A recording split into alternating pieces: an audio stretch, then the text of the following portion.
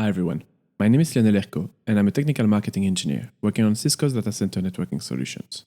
In this session, we will discover how you can make your network cloud native by applying GitOps practice to automate your Cisco ACI fabric using Git, Hashicorp Terraform, Kubernetes Operators, and GitHub Actions.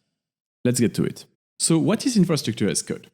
Infrastructure as code is a concept that drives to automate the provisioning and management of a complete technology stack. That includes the infrastructure in the data center, compute resources, databases, and applications. By removing the human factor from repetitive tasks, it creates reusable, robust, and distributable snippets of infrastructure represented in a declarative way, like code.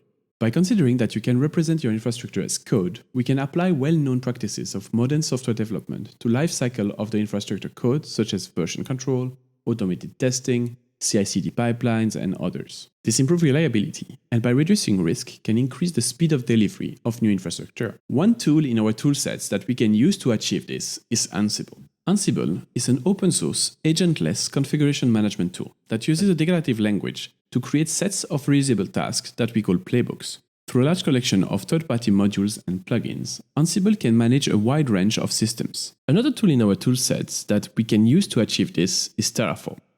Terraform is an open-source, agentless infrastructure provisioning tool that uses a declarative language to create sets of reusable resources that are called plans. It also has a large collection of third-party providers and modules that allows it to deploy a wide range of systems. You might be questioning if you should use Ansible or Terraform in your organization, and I would argue that you don't have to choose, as they can coexist and complement each other. We are committed in our data center networking products to develop our integration with both Ansible and Terraform, giving you the choice to choose one or use both. The next tool I want to present is GitHub Action. GitHub Action is not really a tool, it's more of a feature of GitHub that allow you to trigger CI/CD or automation workflows directly from your GitHub repositories. And the idea of GitHub Action is that inside your repository, you can populate a single file which will be used by GitHub to trigger the action pipelines. And so that action pipelines can do a lot of things. It can build, deploy, or automate any of your projects. GitHub Action is very simple to use because you don't have to install any software. It is included as part of the GitHub website.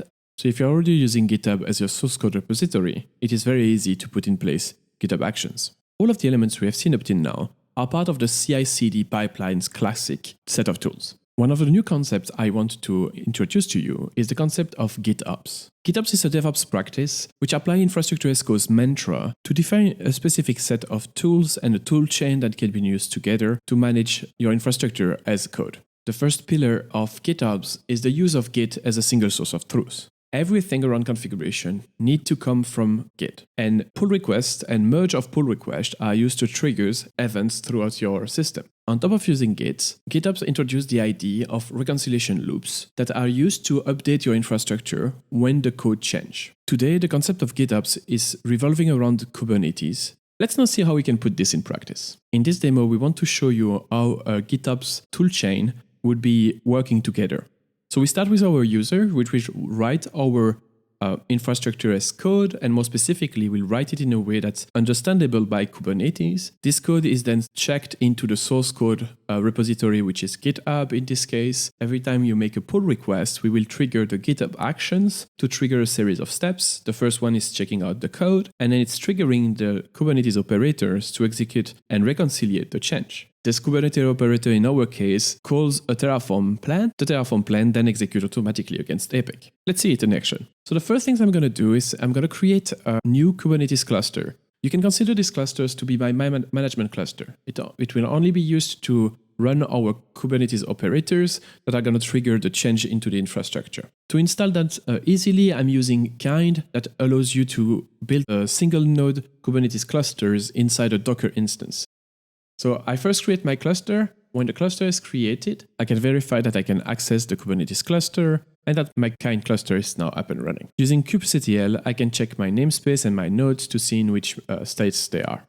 When the cluster is ready, I can pull a Terraform operator to be able to define custom resources that will trigger our Terraform plans that we will use to automate certain tasks against our ACI fabric. When it finished downloading, we can use kubectl apply to apply all of the manifests that define our custom resources, or CRDs, into the clusters. Our operator is now installed and all of the custom resources have been created. You can also see that as part of the installation, the operators has created a specific namespace called Terraform-controller, which is used for the operation of the operator. We can now get into our infrastructure as code repository. You can see that in this repository, we have a directory manifest, which contains a series of files which will define the actions that our operator should apply and in which condition. You can see that the first file defines to which ACI fabric it should communicate and a few variables that it should use. The second one defines what code should be run, so where is my Terraform plan that will be run. And in this case, we pointed to the same GitHub repository we are just using right now. The last file defines what happens when this is executed. So in this case, we define certain options, for example, that it doesn't ask for confirmation of Terraform when applying the configuration. So the only thing we have to do is keep applying these resources every time we want the system to rerun. So as you can see, in our repository, we only have the manifest. It is now time to make a change and create our first part of our infrastructure as code. For that, I'm going to create a branch. And in that branch, I'm going to create the main.tf file, which is my plan containing all of the steps I want to build. You can see that my Terraform plan is using our ACI providers to be able to query some information. That's what we call data sources. For example, in this case, the tenant, the bridge domain, and then it's going to create automatically the application EPG that represent the group of container we would want to deploy. Now that we have our file, we can commit that file to the branch and then push our branch to our repository. The change is now pushed to the branch, but it's not applied yet. We can see in our ACI fabric that we have our Kubernetes clusters that's up and running, but we don't see our EPGs that we want to create. Because our ACI fabric is internal to our data center, it might not be reachable from the GitHub pipeline. To fix this issue, we can deploy what's called a GitHub action runner.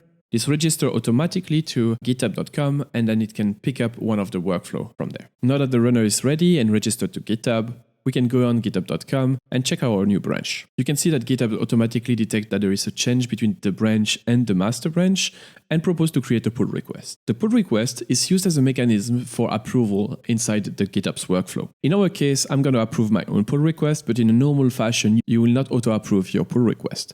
Somebody else will have reviewed that and authorized the change. We can see now that the code is merged into the main repository. This automatically triggers the GitHub action workflow that I put in place to deploy the changes of the infrastructure. This will create a task that will automatically triggers the checkout of the latest code, so it gets the latest version of the infrastructure as code, and then it triggers the Kubernetes apply to update the infrastructure. If we now check out our runner, you can see that our runners took the job and automatically run it locally. The runner is really useful if you have a firewall in between or anything else because it only does polling outside, so you don't need to have remote access inside your data center. If you go back to the github.com and we look in the actions, we can see that the action finished and we have the log of the execution of this action and what happens. If we now go into our epic, we can see that we created a new EPG that is named Terraform ACI GitOps. You can see that this EPG inherits from all of the contract of the ACI containers. So this is really easy for us to make sure that it has access to all of the necessary bits of Kubernetes. Now, to show you that this works and that's a fully configured ACI configuration, we will want to create a new namespace specifically for our containers, which is called GitOps, and we want to deploy a series of containers there. So this container is called debug, and if you now go into Epic, we can see that it's automatically categorized